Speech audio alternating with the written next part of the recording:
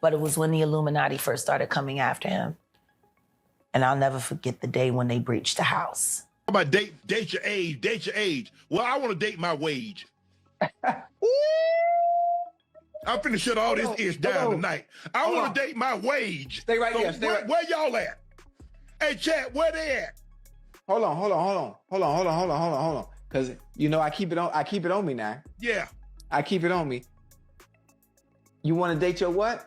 I want to date my wage. Shannon Sharpe should have taken Katt Williams' warning seriously when he said people were going to start coming for him because of their infamous interview. Honey, they've been coming for him hard right now. And word on the street is they're trying to turn him into the next Diddy. Jaguar Wright even came out and gave us a breakdown of exactly how they're planning on taking Shannon out. And it's safe to say Shay Shay is done. In fact, it's being reported that right before all this mess, he was gearing up to interview Jaguar Wright, and that's what really set them off to destroy him. He has already lost hundreds of millions of dollars since Gabriella filed her lawsuit against him. But new victims are coming out to accuse him now of even more horrific things, including his ex-girlfriend of 10 years, Michelle, who recently did a whole interview detailing everything. They've already started working on a huge media campaign to take Shannon out, and no one is gonna save him because his truth-telling podcast was a threat to all of them. Michelle actually filed her lawsuit back in 2023, which is way before Gabriella filed hers, but people brought it back up this year when Shannon was getting dragged for his issue with Gabriella. Michelle claims Shannon SA'd her in 2010 after she and him had been having an affair for almost a decade. She said the SA happened while she and him were in the middle of a heated argument about him cheating on her. It turns out she was still married when she and Shannon started sleeping with each other, but he demanded for her to leave her husband because he didn't want to share her with another man, and of course she did. However, after leaving her husband, she found out Shannon had been cheating on her the entire time with other women, and that's when she went over to his house to confront him. They had arguments before in the past, but it was mostly over the phone. This time around, they had it in person, and Shannon took advantage to do all kinds of things to her that she didn't consent to. He forced her on her knees and forced his manhood into her mouth, even though she was physically hesitant. She said she even went on to verbally make it clear that she didn't want to do it, but he shoved it in her mouth anyway and pleasured himself. The lawsuit read, Shannon maneuvered her onto the bed and proceeded to have non-consensual sex while delivering a chilling message. He told me he was going to make it so no other man would want me. After this traumatic experience, Michelle said she tried to report him to the police, but he threatened her and her family and even sent his goons to come over to her house a couple of times to threaten her. He threatened to destroy my life. He told me he would use everyone he knew to ruin me. I had a basement apartment with a door that led straight to the sidewalk. One night, someone came right up to my door and said, "Shut up, effing B." I dropped the restraining order right then because I had a child in that home. There was no way I could risk it. The press room at the Broncos, April of 2002. And, but we didn't start talking until we met up at a club at Blue 67 in Denver. I don't know if anyone is listening from Denver, but yeah, we were at a club at the same time. We didn't go together. We just happened to both be there. And so he started talking to me and he started pursuing me pretty heavily from then on. I resisted for a while because, you know, I was a reporter and I didn't want to mix the two. But he's very charming. We dated until the 2010 incident. And then it came to an abrupt end because I wanted, you know, we were arguing and he was threatening me and stuff like that after, but I didn't see him again after he raped me. What led up to that fight, that 2010 fight that you guys, I know that the argument ensued first before he allegedly raped you. The argument was about the fact that he had removed one girl from his house and put another girl in his house and didn't tell me. And he had asked me to break up with my husband at the time. We were just dating. So I was dating Shannon and my husband at the same time. Shannon asked me to break up with my husband. And I don't recall for sure, but I think I did. And so, you know, it's like, wait a minute, you you want me to be with just you, but you want to move somebody into your house and not even tell me? So that's what it stemmed from. He's not a faithful person, so I wasn't going to be faithful to a non-faithful person. It just doesn't work that way. Not for me anyway. Can you tell us just broadly, I know it's probably painful to relive this situation, but can you tell us generally what happened that day? It was fighting, and usually we fought on the phone and not in person. So it was the biggest argument that we ever got in. And he was controlling, he was domineering, he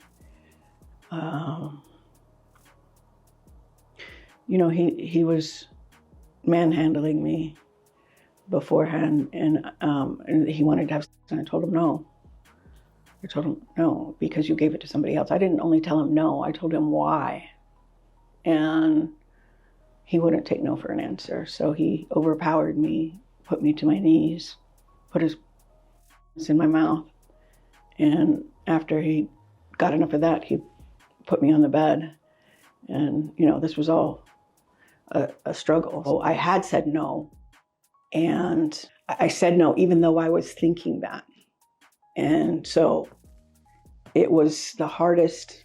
Yeah, this is too hard.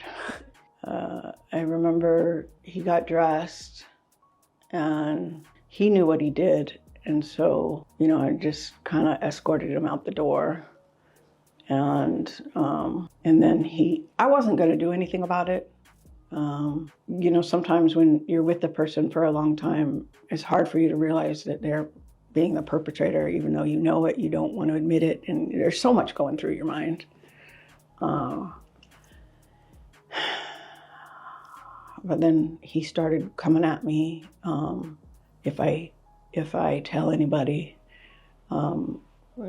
he'll use everybody he knows to destroy me, which he basically has. And then he started making other threats against my life. While all this was happening, Jaguar Wright also stepped into the chat, and she went into details about what is really going on and why the industry is suddenly coming after Shannon. Now, we all know Shannon had a lot of executives pissed when he did that interview with Katt. To make it even worse, he followed it up with another interview with Monique, and as usual, she didn't hold back from dragging Tyler Perry and Oprah Winfrey for filth. Even during his interview with Katt, he explicitly warned him that the industry was going to come after him after their interview aired, and that one of the ways they'll try to get him was by using a white woman. But it's safe to say Shannon didn't listen, because he kept on messing with them and even bragged about how he loves young white girls. And baby, they took notes and came right at him using a young white woman, just like he said he liked. Get with a white woman because I was scared she might have me running down the street like Jonathan There Majors. you go. Come on, Katt. Not because I didn't like white women. I think white women are as great as any other women. But I'm not gonna act like I'm not scared of them. I have a reason to be scared. You could be Kang the Conqueror, and they could take your rabbit down in 2 weekends. And that's the truth of the matter. So I stayed away from that. I remember when I did Cam, I remember getting up and I turned back and I look at my Katt, and I look at my producer and he's shaking his head. I'm like, oh man, we done messed up. So I'm like, what did I say?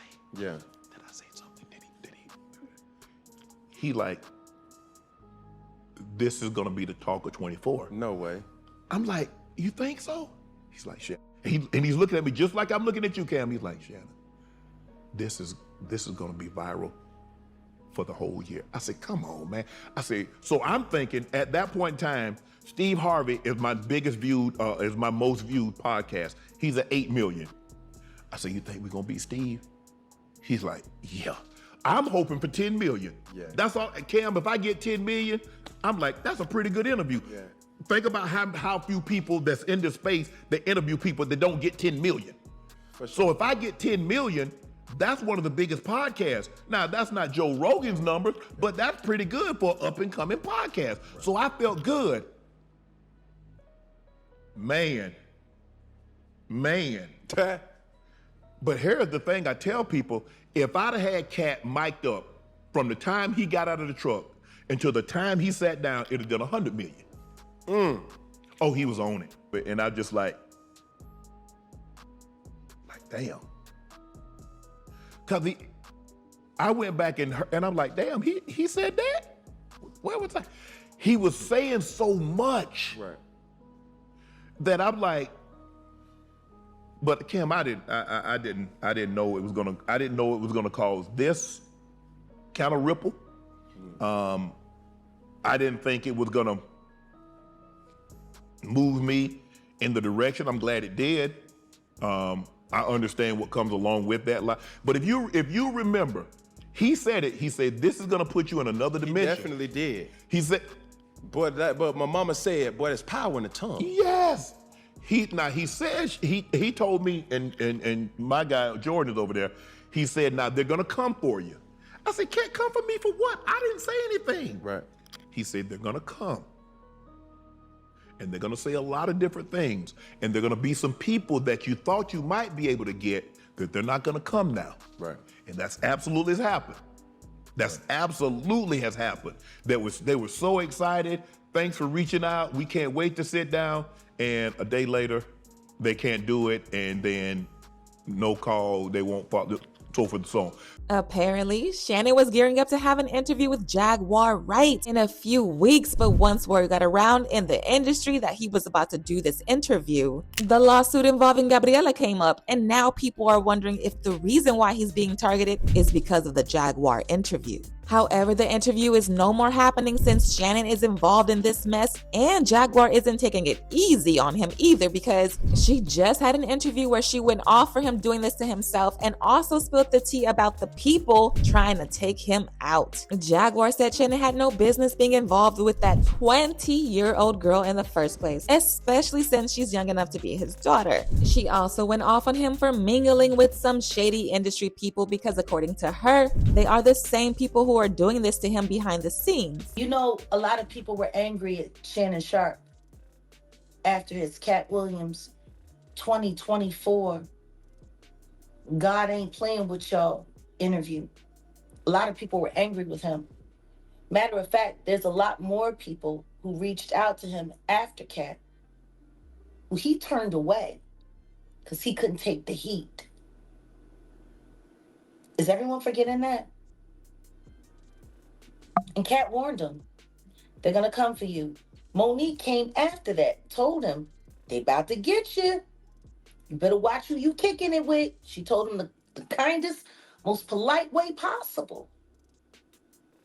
And then all of a sudden, he's accidentally going on Instagram, setting up whole corn lives. Humiliation ritual, down to the floor. But why is nobody paying attention to? They're talking about money.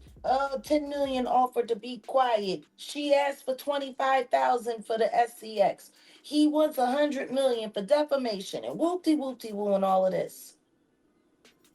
Why is nobody talking about the simple fact that this is a man that's pushing 60 who's messing with a girl that's barely old enough to drink? Yeah. Let's stay there. Let's stay there. Because everybody skipped over that. Who's a child. This man has children older than this girl. Am I lying? No, you're not lying. His daughters are 32, son is 30. And he keeps getting online. And somebody want to apologize to my family. No, you don't. Because you would stop. You got busted out. You did whatever you did on Instagram. And is everyone forgetting that he was just recently tied to the whole bride and with Casanat and Skip Bayless? Is everybody forgetting that just happened just a couple months ago? OnlyFans? You're negotiating $150 million big deal for your podcast outlets and all of that, which, by the way, was all set up for you by the NFL. Oh, I'm sorry. Who does Sean Carter work for? The puzzle is puzzling. No, last time I checked, Mr. Carter works for the NFL. And he was the one that got real smart Black Americans who were boycotting the NFL to stop giving the NFL their money. He was able to make all of that happen. I think we're past bending a knee. And then all of a sudden, Black people giving their money back to the NFL again? Those blackouts were for real, and it was costing the NFL millions. And now it's unclear where exactly Jaguar got all this tea from, but the things she's saying actually checks out for a lot of people, and they also dragged Shannon for all of this. People also said that they weren't surprised that Jaguar was brave enough to come out and reveal that they were trying to take Shannon out, because she has also been the target for a while, and she even revealed that they tried to unalive Katt Williams too. Jaguar said she and Katt have been very close for some years now, and that Katt was actually the one who empowered her to speak up about what she knows concerning Hollywood. When he walked into the club and I was sitting at my table, it was my birthday party, and Special Ed brought him. And he wanted to meet me. And he came to my party, gave me about 20 grand in cash and said, consider it a down payment on your time. He taught me so much in 9 months. Walking away was hard, but it was when the Illuminati first started coming after him. One person said, this dude survived being a top NFL player just to retire and get caught up with someone who was 19 when they started messing around. He just threw away a $100 million deal that could have set him and his family up for generations. Generations! A black man in America fumbled multi-generational wealth. How can he be so MFKG dumb? Shaking my head. Another person said, I agree with Jag. A man over 60 should not even think about anything under 30. Brain isn't even fully developed till 25. People keep accepting this as the norm. It's not. It's preying behavior. But now I want to know your thoughts. What do you think about Jaguar spilling the tea about Shannon's life being in danger? And do y'all really believe it's over for Shannon? Let me know your thoughts in the comment section below. And don't forget to click here to watch this other messy video.